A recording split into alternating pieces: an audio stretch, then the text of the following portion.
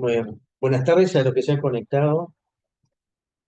Esperamos que todos se encuentren muy bien y gracias por haberse estado presente. El título de la tertulia o de este conversatorio es Experiencias y aprendizajes del proceso de negociación colectiva. Para ello estamos, está presente un Ernst Selko, que voy a poner acá, pero estuvo en la organización del sindicato de la empresa Ford, fue dirigente de la FUEP en el año 1988 hasta el 2018, presidente del Sindicato de Trabajadores de Coca-Cola, integrante de la mesa representativa del secretariado del PIT-CNT, secretaria de empleo del PIT-CNT y responsable de la organización de la FUEP desde el 2005 hasta 2016. El tema de los consejos salarios eh, es una forma muy singular de fijación de los salarios mínimos por actividad. Nosotros en el periodo de la segunda convocatoria de los consejos salarios, digamos en el año 2005, tuvimos participación en varios consejos de diversa naturaleza. Y nos tocó interactuar con Celco en el sector de la bebida sin alcohol y cervezas. Ese interés analizar las diferentes etapas que tuvieron los consejos de salarios que hemos colocado como un majón temporal en 1985, cuando se retoman los consejos de salarios, una vez que se reinstitucionaliza la vida política en el Uruguay. Allí es que se da la convocatoria de los consejos de salarios en el año 1985, con un modelo también singular que toma como base jurídica la ley 10.449 de 43 y posteriormente, desde el 90, ¿no? Sí, más o menos, del 89 hasta el 2005, no hubo negociación a través de o no, no es que no haya habido negociación, sino que no hubo convocatoria de los consejos de salario. Sí hubo instancias bipartitas negociadas y en aquella oportunidad, ¿te acordás? Se convocaba a aquellos sectores que eran importantes para fijar la inflación, como el transporte, la salud y transporte, salud y transporte. Transporte, salud, educación, pues yo no. La educación no está, No, ¿no? no, transporte y salud seguro. Después no. Entonces, Construcción. tenés razón, la construcción. La construcción. Entonces, antes de entrar en esa instancia temporal y la historia que tuvo vamos a decir, cada convocatoria, vamos a hacer una breve introducción que refiere a, acuérdense, a la convocatoria de los consejos salarios a través de la creación del sistema de negociación colectiva que deviene de la ley del año 2009 de Consejo de Salarios, 18.556. Ahí, Juan, te tiro a ti la palabra, te doy la palabra a ti para que nos puedas hablar un poquito de qué son los consejos salarios, las competencias que tienen.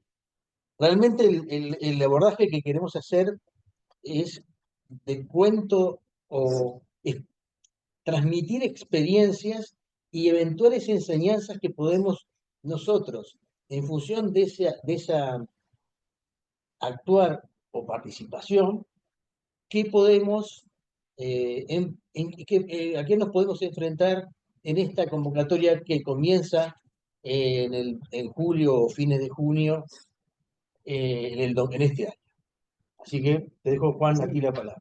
Simplemente, brevemente y a modo de introducción, nos parecía interesante e importante explicar qué son los consejos de salarios. Los consejos de salarios son órganos de integración tripartita, cuya principal cometido es la fijación de salarios mínimos por rama de actividad y categoría, y además fijar las actualizaciones de las remuneraciones de todos los trabajadores, y son órganos que fueron creados por la ley 10.449 en el año 1943, que simplemente como dato histórico, en 1943 se estaba desarrollando todavía la Segunda Guerra Mundial, y a pesar de que Uruguay se encontraba en un auge en lo que refiere a las exportaciones cárnicas, la economía nacional se encontraba sumergida, y los salarios también.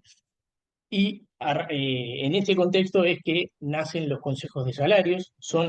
Decimos que son órganos de integración tripartita porque están formados y están representados en realidad el sector empleador, el sector de los trabajadores y el Estado.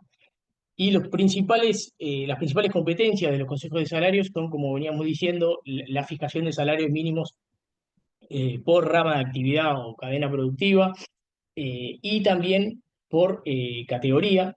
Actualmente existen 24 grupos de actividad laboral, que a su vez esos 24 grupos de actividad laboral tienen subgrupos, y a su vez también se pueden subdividir en bandejas o capítulos. Cada subgrupo de actividad tiene las categorías laborales, y además cada categoría laboral tiene asociada un salario mínimo, y además también la descripción de tareas correspondientes, que también se negocia en el ámbito de los consejos de salarios. Como dijimos, también es el Consejo de Salarios, es competencia de los consejos de salarios fijar las actualizaciones de las remuneraciones de todos los trabajadores a nivel nacional para cada grupo de actividad respectivo. Y también los consejos de salarios tienen la competencia en lo que refiere a la fijación de condiciones de trabajo, en la medida en que los trabajadores y los empleadores estén de acuerdo en esas condiciones de trabajo. Y cuando hablamos de condiciones de trabajo, nos estamos haciendo referencia a las condiciones de trabajo en sentido amplio, es decir, cuestiones que tienen que ver con el tiempo de trabajo, por ejemplo, la jornada, el descanso semanal, etcétera. Las condiciones de higiene también se suelen discutir en el ámbito de los consejos de salario. Y también lo que refiere a beneficios, tales como puede ser una prima por presentismo, una prima por antigüedad, que todo se discute en el ámbito de los consejos de salarios de cada uno de los grupos de actividad laboral, y que se puede acordar en la medida en que exista acuerdo entre la parte de los trabajadores y el sector empleador. Los consejos de salarios se convocan de oficio por parte del Ministerio de Trabajo, o a solicitud de las partes, ¿no?, de los actores sociales. Y en definitiva, las decisiones que se adoptan en los consejos de salarios pueden adoptarse de tres maneras: por unanimidad, las tres partes que participan de la negociación están de acuerdo; puede ser por mayoría. Esto sucede cuando la negociación se estira más de lo esperado. Generalmente es desde que se inicia la ronda salarial, el Poder Ejecutivo da un plazo prudencial de entre 90 días y 120 días para que las partes puedan acordar, y si no acuerdan, es el Poder Ejecutivo el que está facultado para convocar a las partes a la votación de un acuerdo. Debe cumplir con un requisito formal previo, que es esa convocatoria se tiene que hacer con anticipación, y en esa convocatoria se tiene que sumar el acuerdo que se va a someter a votación. Y esa votación, en definitiva, puede salir 2-1, y se aprueba el acuerdo por mayoría simple. Y por último, también el Poder Ejecutivo está facultado a, cuando las partes o los actores sociales están alejados en lo que refiere a lograr algún tipo de acuerdo, puede fijar los salarios mínimos por decreto. ¿Sí? Ahora, nosotros hemos preparado esta instancia eh, haciendo una serie de preguntas que queremos plantearle a Celco. La primera refiere a cuáles eran el momento de los actores del trabajo en el 85, en el 2005 y en el 2025. Porque es importante desde el punto de vista temporal hacer, porque no son las mismas las necesidades, ni la coyuntura económica, ni social del trabajo. Por tanto, entonces, ¿qué experiencias podés narrarnos o podés hacernos? Sí, bueno, obviamente que tal, que son momentos históricos totalmente distintos. El 85, o sea, si bien tanto el 85 como el 95 lo que hacen es retoman una negociación colectiva que durante muchos años se había suspendido. En el caso fue bueno, por el tema de la dictadura. En otro fue por la suspensión, por la convocatoria de los gobiernos durante ese lapso, entre el 91 y el 2005. Este, la instancia del 85 digo, fue muy particular porque era había todo un componente que era la negociación, el salario, pero también todo la vuelta a la vida sindical prácticamente plena acá en Uruguay. Y bueno, tenía una característica también económica no fue sencilla de manejar porque llamabas y convocabas a distintos sectores con una realidad interna muy distinta, ¿no? O sea, yo qué sé, en la bebida pasó que, o sea, bueno, hubo que definir, tomar como base, estoy hablando de salario en particular, ¿no? Tomar como base una referencia, se tomó una referencia, en ese momento era la fábrica que tenía mayor tasa horaria, mayor salario, y el resto se fue acomodando a ella y hubo situaciones de ajuste de casi un 300% en fábricas grandes, ¿no? O sea, trabajadores que multiplicaron por tres su ingreso, tuvieron que ajustar por tres. Obviamente se fue escanolando, no fueron de golpe, pero fue todo un proceso. Después implicó la negociación de la restitución de los compañeros los trabajadores que habían sido despedidos durante todo ese periodo por distintas causas, fundamentalmente políticas, lo que implicó toda una negociación muy pesada, digo, porque estamos hablando de cientos de trabajadores, ¿no? O sea, cuentan en los compañeros, en ese momento de la federación, se acercaron más de 1.000 y pico de personas a solicitar la bebida, su reintegro, ¿no? Y bueno, hubo que hacer todo un análisis de caso por caso, de si realmente correspondía o no plantear la restitución y todo ese tipo de cosas. Bueno, y otro elemento no menor que fue revalidar todos los beneficios anteriores al 73 que estaban vigentes por ley, revalidarlos en esa instancia. Entonces en el caso de la bebida, bueno, está el famoso decreto del año 85 que recoge el Consejo de Salario de octubre de ese año, que fue un decreto de gobierno allá por enero, porque el Poder Ejecutivo lo tenía como lugar donde se recogen todos eran las condiciones y beneficios anteriores al 73. Entonces, evidentemente, digo, fue un marco totalmente distinto a los posteriores, ¿no?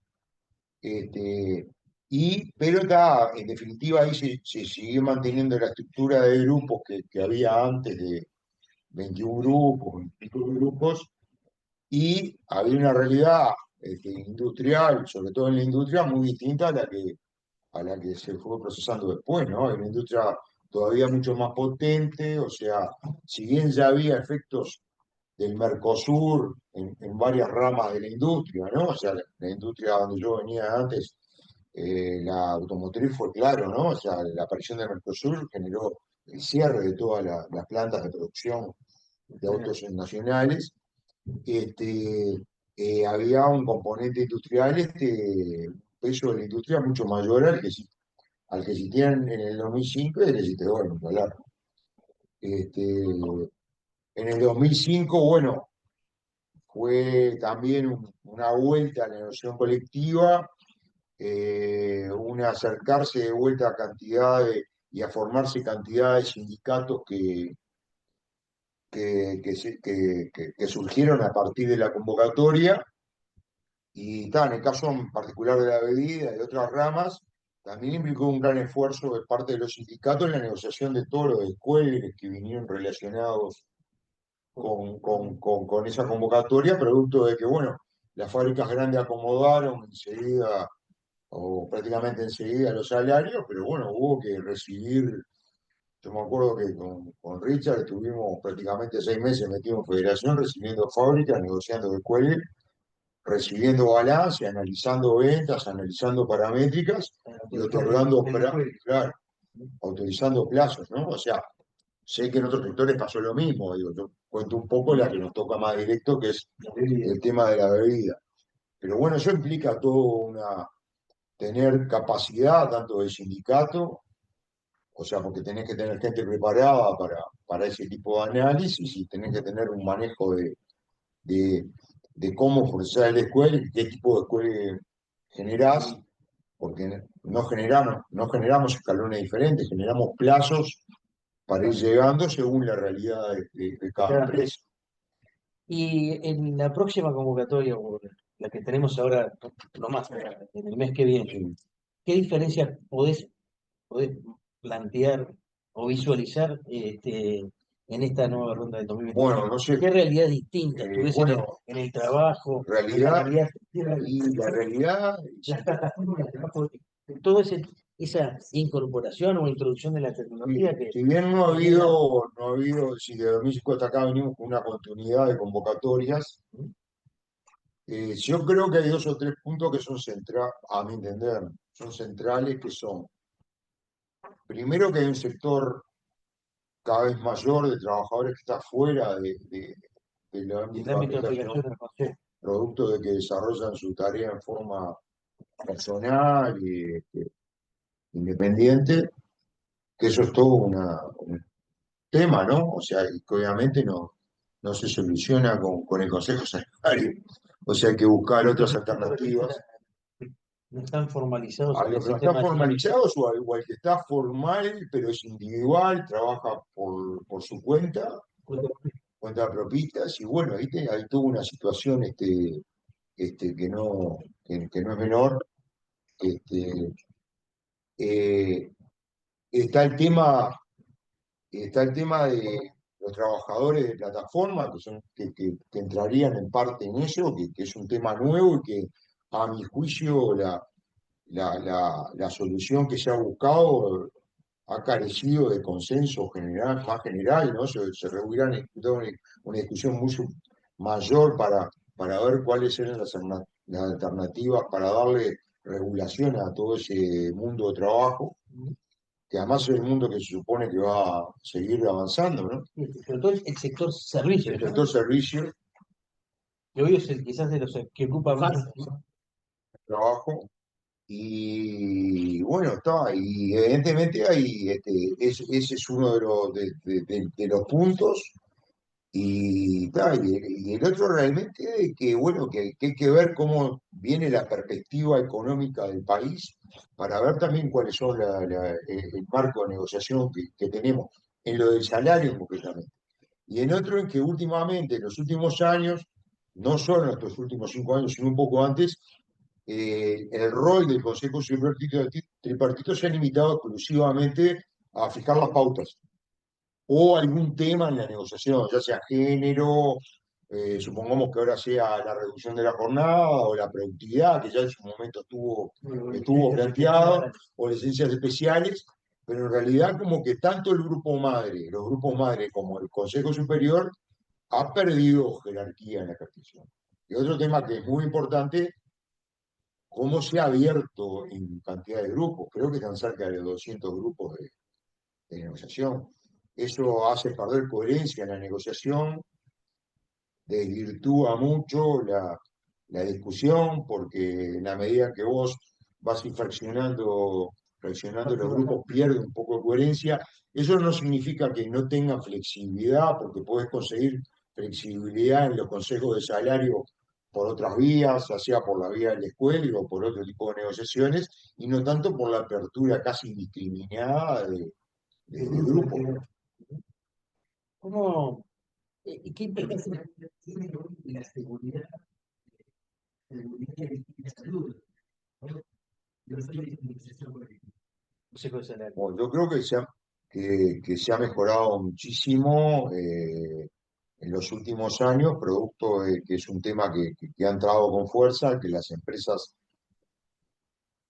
bueno, las más grandes obviamente, pero también empresas medianas han asumido el tema y que los sindicatos se lo han puesto como un tema de agenda y han capacitado gente a los efectos de la formación de tener vigente esas comisiones internas Sobre todo de la Comisión de seguimiento. Seguridad, la Seguridad y Higiene Laboral. Y es, El decreto 291 del. y es importantísimo, ¿no? Y ahí también está el rol de lo que sería el Ministerio de Trabajo, de la inspección, del seguimiento del funcionamiento de las mismas, ¿no?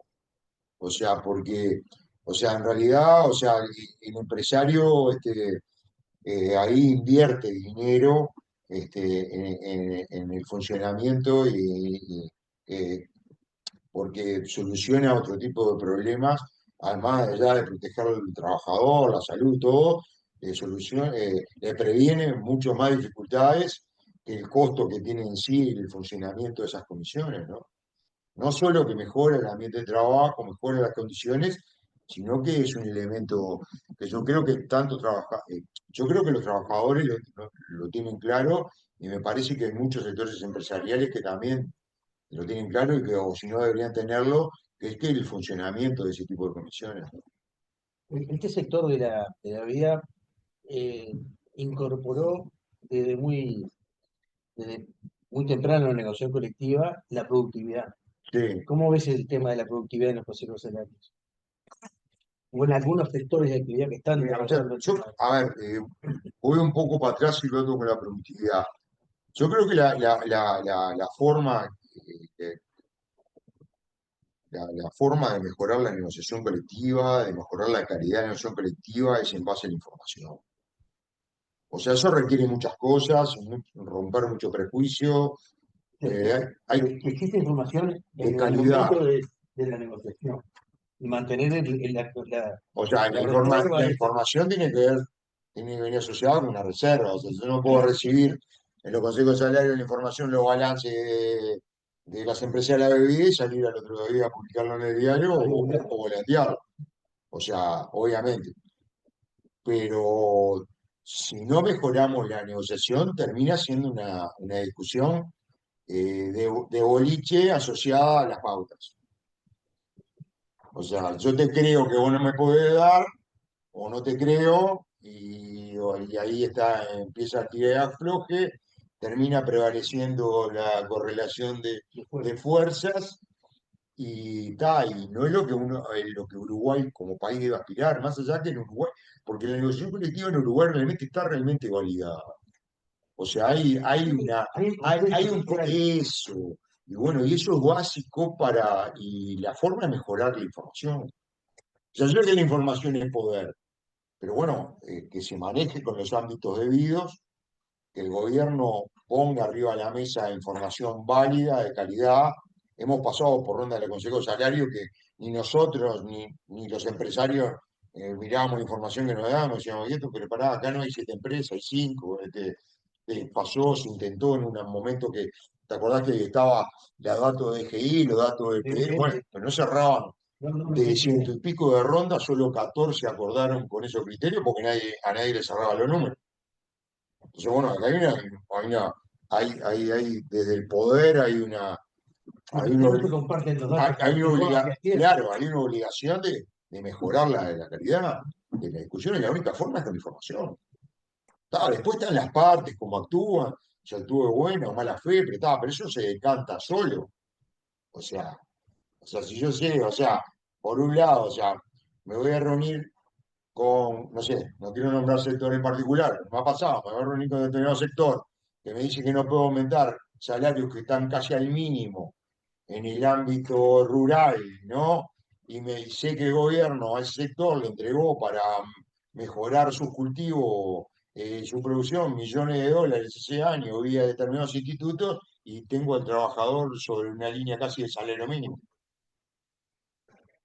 Tú vienes de un sector o estás en un sector donde se ha hecho mucha negociación bipartita. Sí, ¿Qué, o sea, cuando digo bipartita, entre empresa y sindicato? Y sí, se han construido sí, escenarios de trabajo sí. muy importantes. ¿Cómo visualizás la negociación colectiva a nivel de Consejo de Salarios y a nivel de empresa? O sea, ¿qué lugar queda hoy para una negociación a nivel de empresa? Que es muy, No, muy importante. no, siempre hay lugar. Además, nosotros, por ejemplo, en la bebida hay dos cosas. Primero, tenés el sector de empresas que son potentes, vamos a decir, que vos tenés donde ir a golpear, que también tienen su capacitación, su formación, su gente preparada, sus asesores para dar la discusión. Tenés otro sector de empresas que son más chicas, más nacionales, más de otro calibre, y vos tenés que saber adaptarte también qué es lo que negociás y planteás en cada lado. El primer sindicato que planteó la productividad en la bebida fue el sindicato de Coca-Cola en el año 91, porque habíamos hecho unos cursos con la federación, con economistas, asesores y mucha gente, ni los propios compañeros entendían de qué estábamos hablando, ni la empresa al principio entendía de qué estábamos hablando. Bueno, hoy tenés en Salus y en FNC, en Salus fue el primero convenio de productividad firmado que tiene más de 12, 14 años, con indicadores de productividad, productividad pura, o sea, utilización de línea, utilización de materiales, utilización de la energía, índices de mantenimiento industrial, eh, todos en base a indicadores históricos que se van proponiendo mejorar en escalas y que los compañeros reciben entre un salario o salario y medio por año A título de productividad. a título de Me productividad, explicaste a y eso nivel es de pura negociación bipartita, bipartita. fue empresas, ahora está, tuviste sindicatos que se prepararon, empresas que accedieron a compartir la información, el sindicato hizo buen uso de la misma y lograron cosas que son beneficiosas para las partes, por algo se mantiene. O sea, vos no bancás 12 años un convenio o 14 años un convenio de productividad si no te está dando algún resultado. En otro lado ha sido más difícil, se han buscado otro tipo de parámetros. En Coca-Cola de repente son más abarcativos a nivel, porque entra la distribución, pero no son tan de productividad, sino están más asociados a un volumen que no es productividad pura. O sea, nosotros cuando hablábamos de productividad hablábamos de una relación insumo-producto, ¿no? O sea, con menor producto, o sea, con menos insumos tengo más producto, o sea, tengo una mejor utilización del tiempo, de todo, ¿tá? O sea, nunca hablamos de destajo, siempre hablamos de ese coeficiente de productividad. Ahora, en todos los lugares, a veces no se da la misma negociación y buscas alguna otra alternativa. Ahora, en la negociación de productividad pueden venir criterios generales, pero es por empresa. No, es medio ilógico pensar que va a ser una productividad ¿Cuál es el del escenario? sector.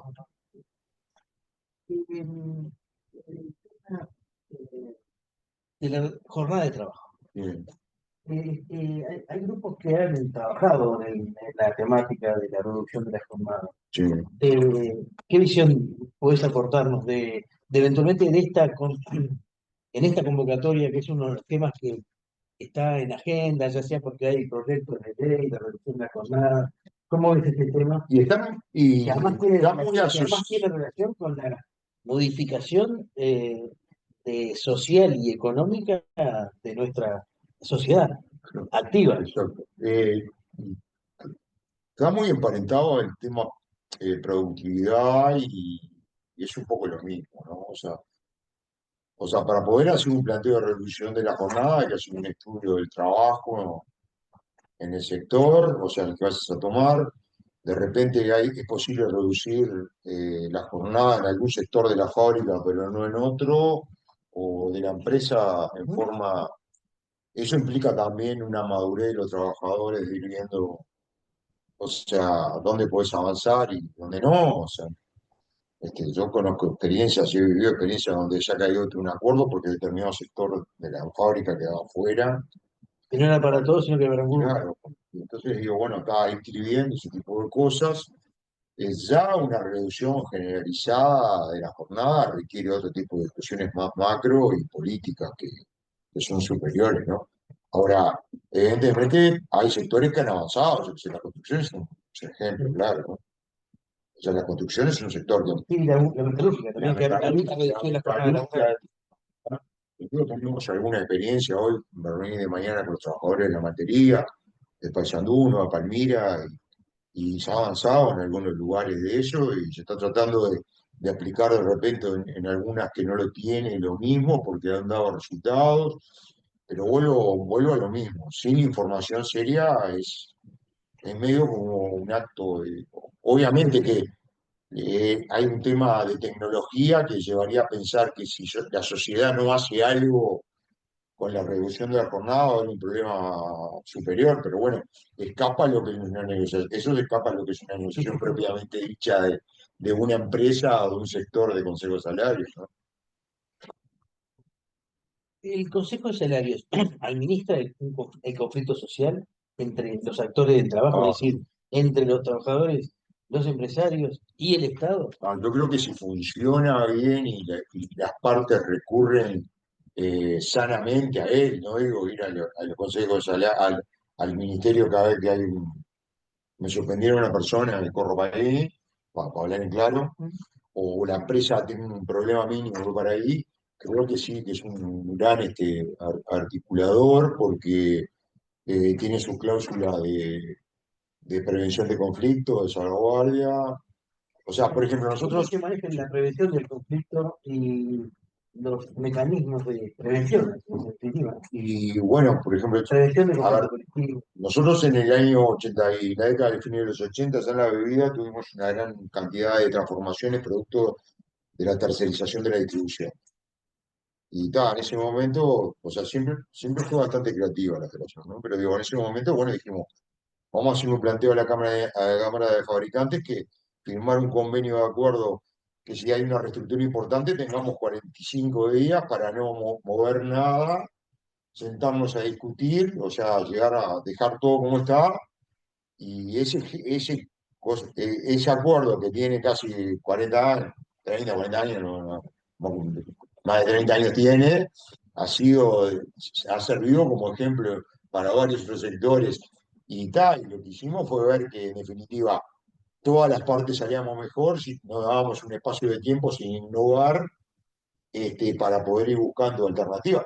A veces son los 45 días y las cosas caminan bien, se han transformado en 90 o 180, Prórroga. y bueno, y hay veces que se ha llegado a otras situaciones, pero en general no dio un resultado bárbaro. Eh, ¿Qué espacio queda para beneficios sociales? ¿Qué espacio queda en la negociación colectiva para esta ronda de consejos salarios en 2025? Si es que hay un espacio. Y no, yo qué sé, dependiendo de cada grupo, o sea, es muy variopinto, ¿no? Vos te reunís con gente de comercio y te encontrás que Una tienen, cosa, el hecho de que sea un ámbito de aplicación nacional, sí, influye posteriormente en el empleo, en la generación de empleo en los departamentos del interior. ¿Por qué que tenga que ser abarcativo? Yo sé que la pregunta es que muchas veces puede pensarse, bueno, pero estás perforando la negociación colectiva. En bueno, definitiva, yo creo que, que si vuelvo a lo que habíamos hablado, si vos utilizás bien esas cláusulas de escuela que puede dar para mucho, o sea, en el sentido de para muchos planteos, no solo para decir, o sea, no nosotros voy a hacemos pagar sobre esto, y no le da un vos tenés, salario. vos tenés posibilidades, o sea, la ley te lo permite. Como la ley te permite que no se utiliza, si una empresa está tirando fruta, mintiendo, nombrar un contador nombrado por el Consejo de Salario que vea la contabilidad de esa empresa y ver si realmente lo que está planteando arriba de la mesa es correcto o no.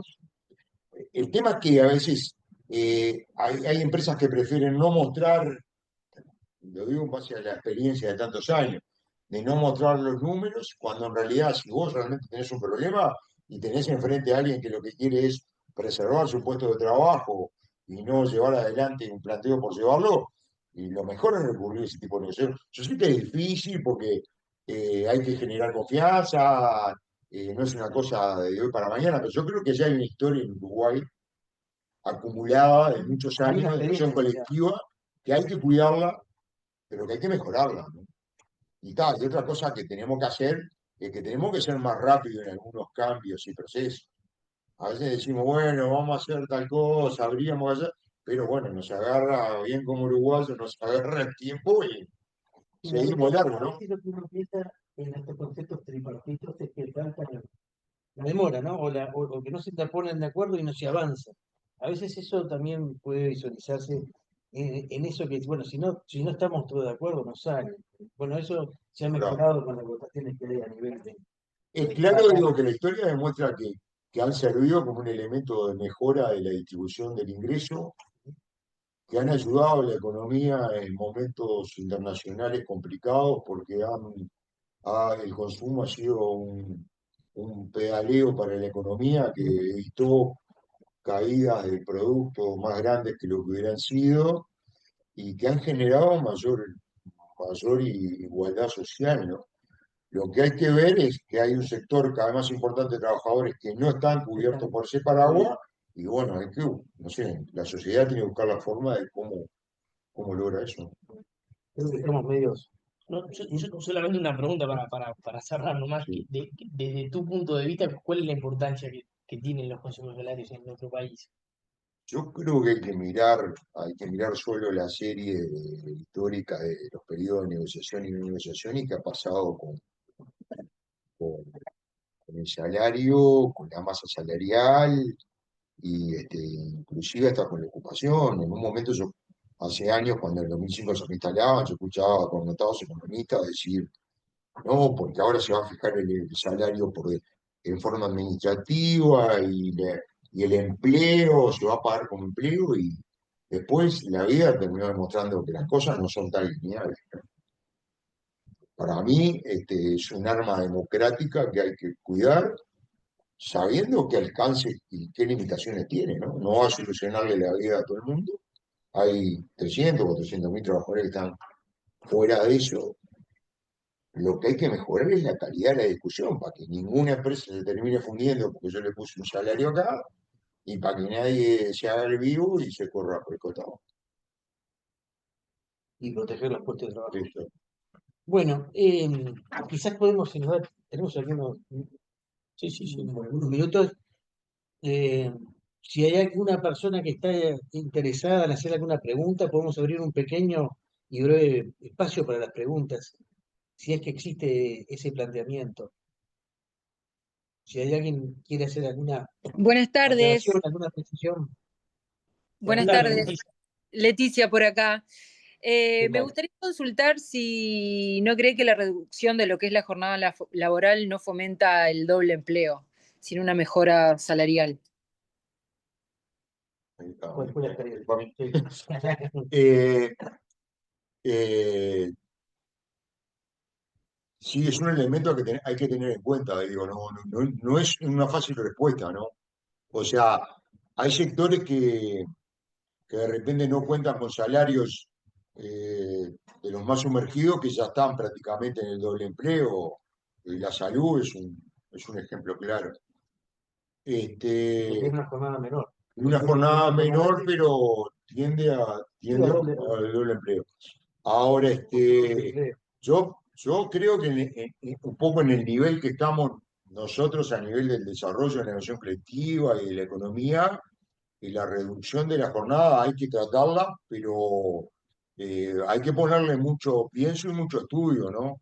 Y, y no todos los sectores, obviamente, le pueden pegar igual como están, ¿no? O sea, hay que analizar cada sector y ver en qué medida está en condiciones o no.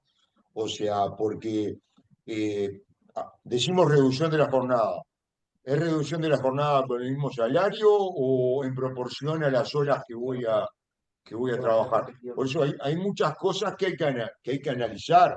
O sea, si uno lee la experiencia, no sé, yo leí la experiencia de la Comunidad Económica Europea, sobre todo en España, y todo eso, y llevó un proceso de discusión muy alto y sindicatos que tienen un asesoramiento técnico muy fuerte, ¿no? Sindicatos fuertes, con apoyos estatales para los estudios, con participación muy fuerte del Estado. Yo creo que sí, yo creo que sí, que tocarlo el tema, pero que requiere un estudio importante, ¿no? ¿Y cree que Richard, hola, estamos buenas tardes. preparados para dar esa charla o que realmente sea viable, ¿no? Un video. No entendí. ¿Cómo dices? Si podés ¿Cómo? repetir De porque nuevo, cortó. Leticia. Que si realmente cree que estamos preparados para iniciar una charla de ese tipo, porque yo entiendo la comparación con otros países, pero quizá la realidad nuestra hoy sea un poco bastante diferente. Sí, yo creo que hay sectores que sí, que ya lo han hecho y están preparados, y creo que hay otros que están en condiciones. Sectores, no estoy hablando todos, pero creo que hay sectores que sí, que pueden estar preparados para dar esa discusión, y creo que se requiere, yo insisto mucho con el tema de la información, ¿no? Y también creo que requiere una participación del Estado activa, este, activa en el sentido de aportar elementos y ayudar en la profundización de la discusión, ¿no? Yo simplemente, yo creo que hay que mirar las experiencias que hoy, en las experiencias o los grupos de actividad laboral que hoy han reducido su jornada laboral.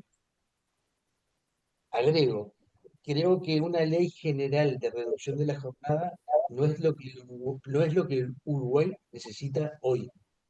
Creo que la reducción de la jornada se discute, se analiza y en tal caso se conviene a nivel de grupo de actividad o de actividad económica o de cadena productiva, porque cada realidad es distinta.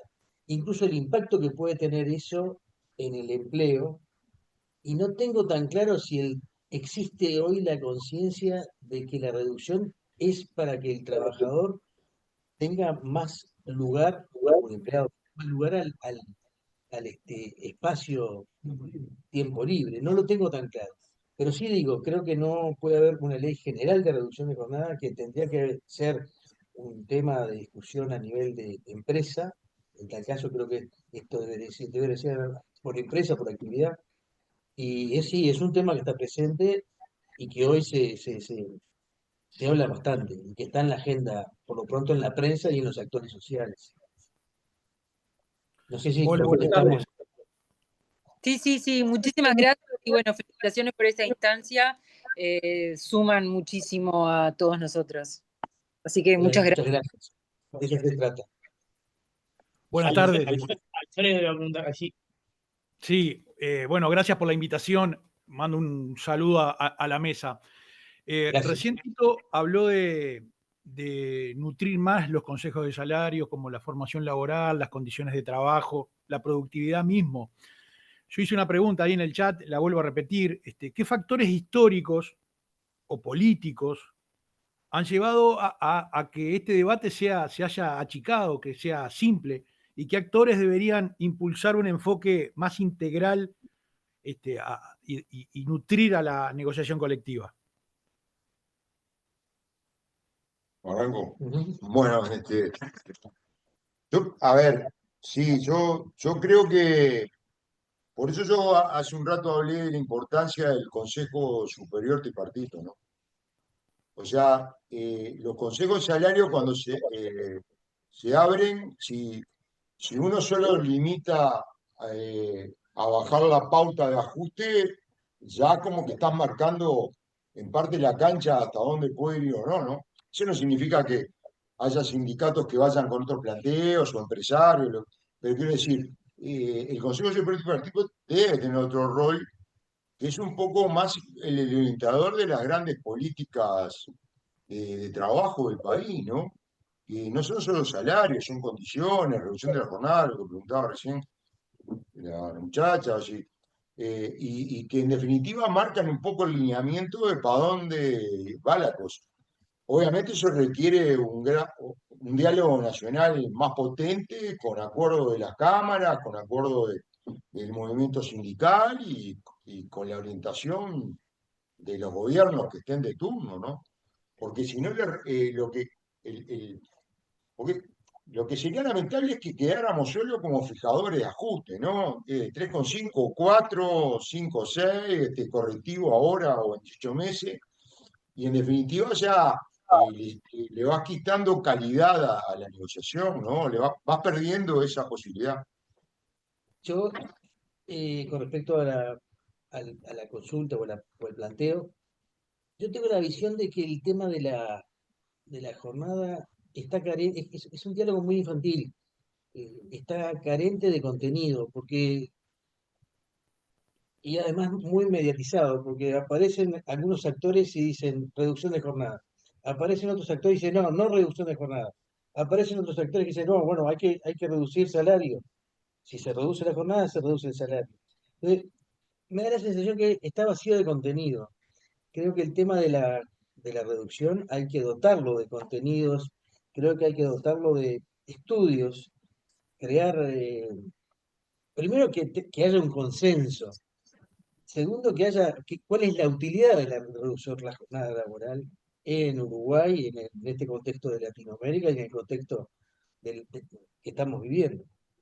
Entonces, me parece que está vacío de contenido, creo que habría que nutrirlo de contenido, llenarlo de contenido. El INEFOC puede ser un instituto que pueda colaborar en análisis, en estudio, pero está vacío de contenido. Me da la sensación que el tema de la jornada está vacío de contenido de todos los actores, incluso de los políticos, ¿no? Creo que los políticos están sumamente alejados de este tema, como actores también de la realidad. Así que bueno, esa es nuestra visión. Una última pregunta. Sí, por favor. Quiero aprovechar. ¿Cuánto peso tiene en esta discusión para los consejos de salarios el tema de lo que es la formación y la capacitación? Bueno, yo creo que va a ser un elemento importante y me parece que el gobierno lo va a tener en cuenta, ¿no? O sea, en el sentido de que va a haber alguna forma de ayudar a promover eso. Y me parece que está bueno, y que está bueno que se controle también lo que se promueve, ¿no? Porque a veces acá somos muy partidarios de levantar políticas de estímulo que después a veces Tiene continuidad. como país pierden continuidad y no chequeamos bien, o sea, los resultados. Pero yo creo que es importante, sí, es fundamental, en algunos sectores es fundamental que haya una inversión en capacitación y en formación, pero que también haya una revisión porque en definitiva va a salir una colaboración pública, ¿no? Dotaría de calidad a la negociación.